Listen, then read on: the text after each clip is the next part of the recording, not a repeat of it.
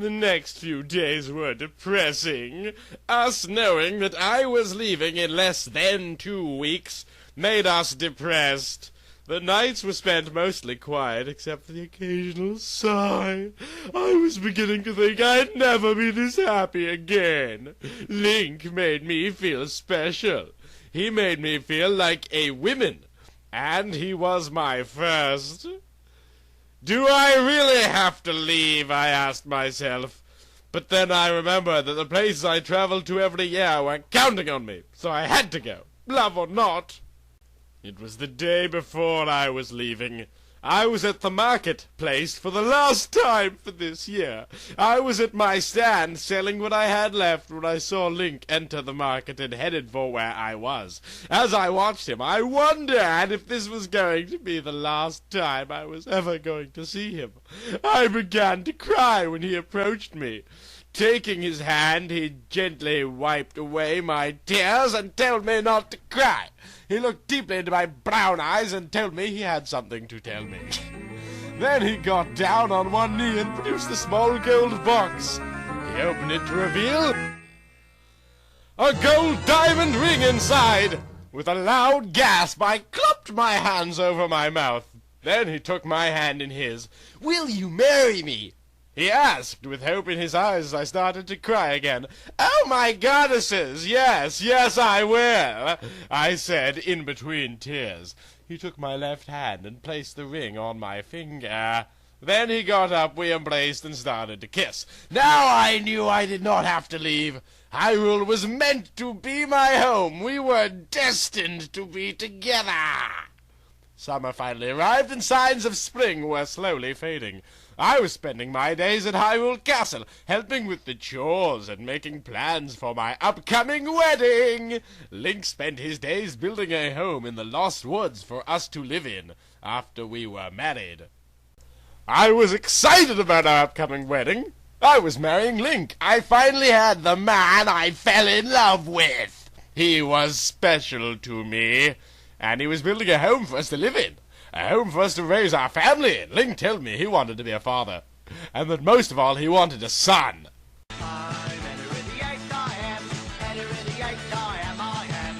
We had talked about having children together. When I first started my traveling, I did not want children. But now that I was marrying Link, I decided I wanted to have children with him. Having children by him would make them strong and beautiful, since Link was strong and beautiful himself. A race of atomic supermen! Even my friendship with Princess Zelda and her father grew stronger when we told them about our engagement and that we were going to have children. Since Zelda was not betrothed and had not yet wed, this was the closest thing to her being a mother and the king being a grandfather. Now that we were to wed, my life was almost complete.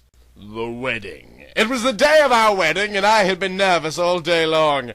The time to walk down the aisle drew near, and I felt a rush of nervousness run through me.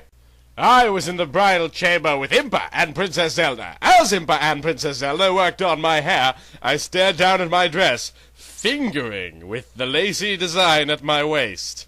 The dress was the most beautiful and the most expensive I had ever seen. The king had spared no expense when he had it made. The top of the dress was a low V-cut with lace that crisscrossed in front of my breasts to hold them up, and a feathery lace design lined the edges. Interwoven with the lace was an intricate design of pearls, and at the very center was a gold Triforce design. The lace design V at the waist, and a different lace pattern started where the other left off. The other pattern was all of the Triforce design. Smaller gold Triforce symbols lined the bottom of the dress. The sleeves were a see-through lace that ran from mid-arm all the way down to my wrist and attached at my middle finger. My veil had a full purple design at the front, and small, solid white Triforce designs lines the edges.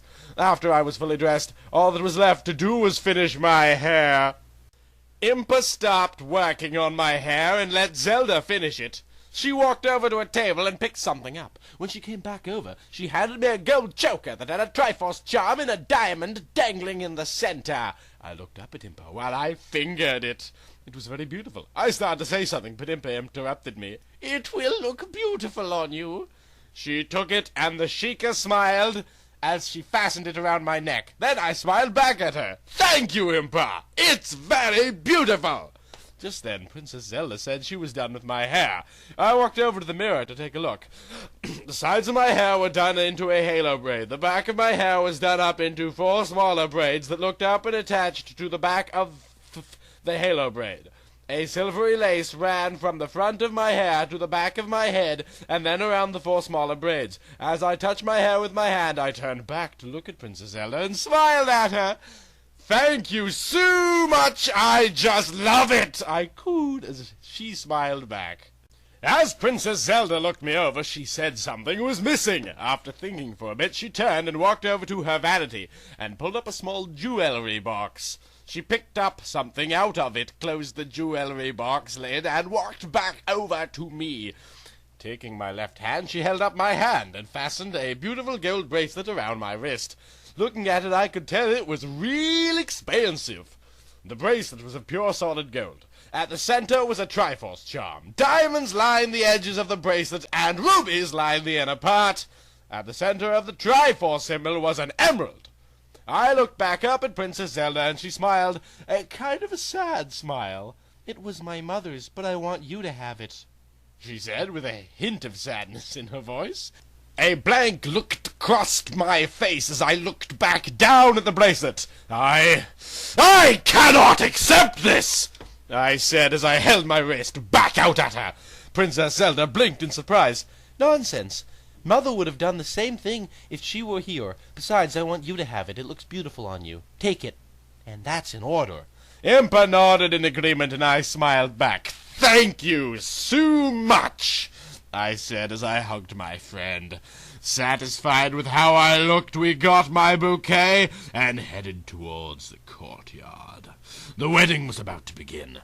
There was a loud bustle as people tried to find their seats. Everyone in Hyrule had attended.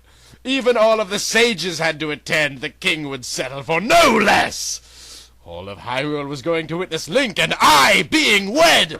As the crowd began to settle down, the king came to my side. Since he was like a father to me, he was going to be the one who was giving me away to Link. I started to get nervous again as the wedding music began to play. It's a nice day for a white wedding.